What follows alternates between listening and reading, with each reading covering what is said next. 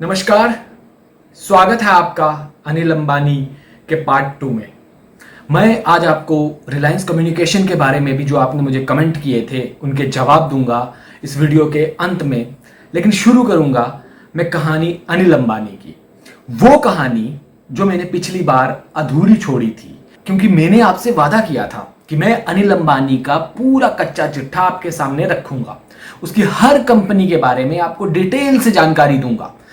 पिछली बार मैंने आपको बताया अनिल अंबानी के बिजनेस के बारे में, अनिल अंबानी की उन कंपनियों के बारे में जहां तक अनिल अंबानी का सफर पहुंचा था। वहां के बाद अब शुरू करता हूं। आप मेरी ये बात ध्यान से सुनिए और मान लीजिए कि इस देश में दो प्रधानमंत्री हैं, एक नरेंद्र मोदी जी और दूसरे बिजनेस प्रधानमंत्री मुकेश अंबानी। आज मुकेश अंबानी जो चाहते हैं वही होता है। आपने सुना कभी किसी ने मुकेश अंबानी पर आरोप लगाया या कोई सवाल पूछा? पूछते हैं ना बेचारी गरीब अनिल से, हर कोई आता है अंबानी जो है कौन, अनिल। भाई गरीब आदमी की कोई पूछ नहीं होती, आपने सुना ही है, गरीब को हर कोई दबाता है। मुकेश अंबानी पर आज तक आपने किसी से कोई सवाल सुना या पूछा? कभी नहीं। ये राहुल गांधी जो हैं अनिल अंबानी पर ढिंढोरा पीट पीट कर ढोल नगाड़ों से बोलते हैं अनिल अंबानी अनिल अंबानी। मुकेश अंबानी पर क्यों नहीं बोलते?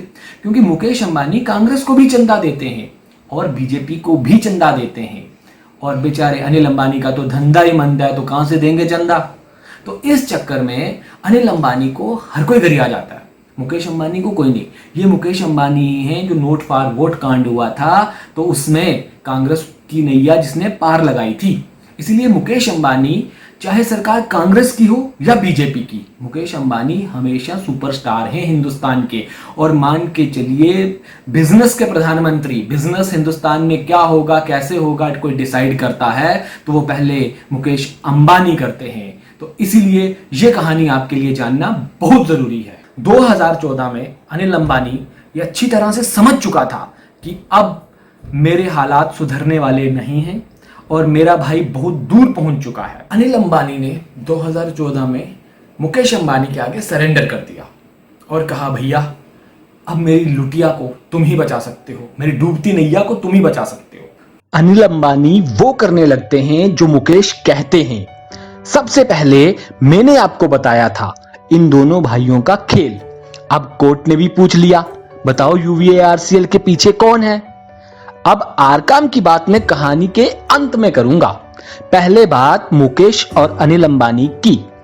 हां, तो मुकेश ने अनिल को कहा पिपावा डिफेंस एंड ऑफशोर का हिस्सा खरीदो। फिर अनिल ने खरीद लिया और फिर आहिस्ता आहिस्ता कंपनी के मालिक बन गए। ये तस्वीर देख रहे हैं आप, ये तस्वीर है 2015 की, जब प्रधानमंत्री नरेंद्र मोदी मुकेश अंबानी से मिले थे।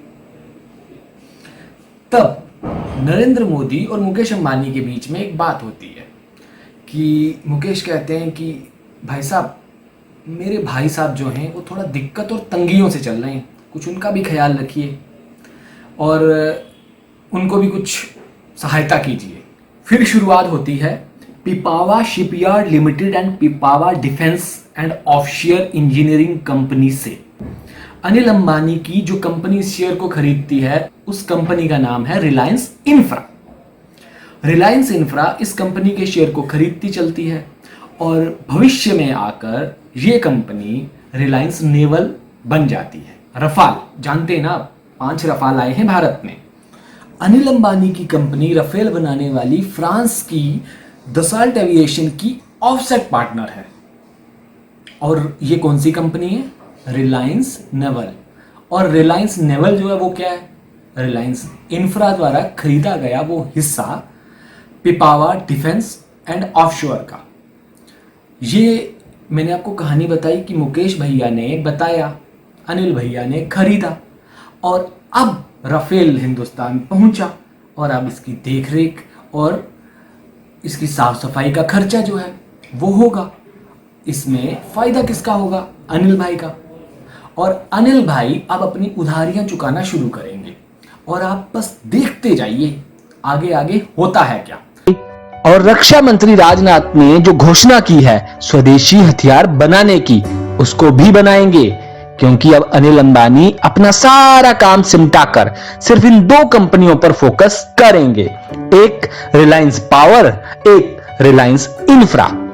आपने सुना ही होगा, अभी अनिल अंबानी ने दोनों कंपनियों में प्रमोटर हिस्सा बढ़ाने की बात कही थी, जो पिछली एजीएम हुई थी उसमें, कि कुछ एसेट्स बेचकर और कंपनियों का हिस्सा बेचकर हम अपनी इन कंपनियों को पावरफुल और मजबूत बनाएंगे। रिलायंस कैपिटल को तो एचडीएफसी खरीदेगा, 10 रुपए में कुछ शेयर तो उसने वैसे भी खरीदे हैं जो प्लेज्ड थे, और रिलायंस नेवल का आधा हिस्सा 2 से 3 जगह बेचेंगे।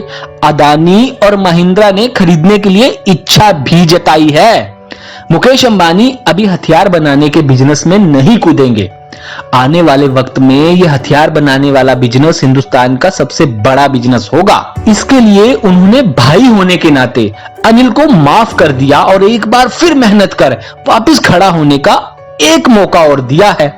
क्योंकि मुकेश और अनिल के साथ जो हुआ वो वापस मुकेश अंबानी अपने बच्चों के साथ नहीं होने देना चाहते, इसलिए उन्होंने पहले ही एक फैमिली काउंसिल बना लिया है कि भविष्य में कभी बंटवारे और तकरार की नौबत से बचा जाए और एडवांस में रिलायंस के बिजनेस अंपायर के लिए उत्तराधिकारी तय किया जा सके। इस काउंसिल में परिवार के सभी सदस्यों को बराबर का हिस्सा मिलेगा, सबका कंट्रोल होगा, जिसमें मुकेश अंबानी के बेटे आकाश अंबानी, अनंत अंबानी और बेटी ईशा अंबानी भी शामिल होंगी। अब मुकेश पुराने वाले झगड़े से डरे हुए हैं, उत्तराधिकारी रिलायंस के वो बन चुके हैं और वो ये नहीं चाहते कि रिलायंस का फिर से बंटवारा हो मेरे बच्चों में, इसीलिए पहले से ये तैयारी उन्होंने कर दी। मुकेश अंबानी ने अपने भाई अनिल की सहायता कर दी, इसीलिए अनिल के दिन भी अब अच्छे आएंगे, इसीलिए मेरा यकीन है। बाकी बात रही चीन के साथ कारोबार से बहुत सी विदेशी कंपनियां जो भारत में शिफ्ट हो रही हैं, 2 महीने के बाद वो भी अनिल की कंपनियों में पैसा लगाएंगी और उधार चुट्टा होगा अनिल का। अभी आपने सुना ही था, एजीएम में अनिल हिस्सेदारी बढ़ाने की बात कह रहे थे, तो वो हिस्सेदारी ऐसे बढ़ेगी जिस तरह मुकेश की कंपनियों में हिस्सेदारों ने हिस्सा खरीदा है, उसी तरह अनिल की कंपनियों में भी हिस्सा खरीदेंगे। अब बात करता हूं आरकाम के ड्रामे की, जो इस वक्त सबसे गर्म विषय है।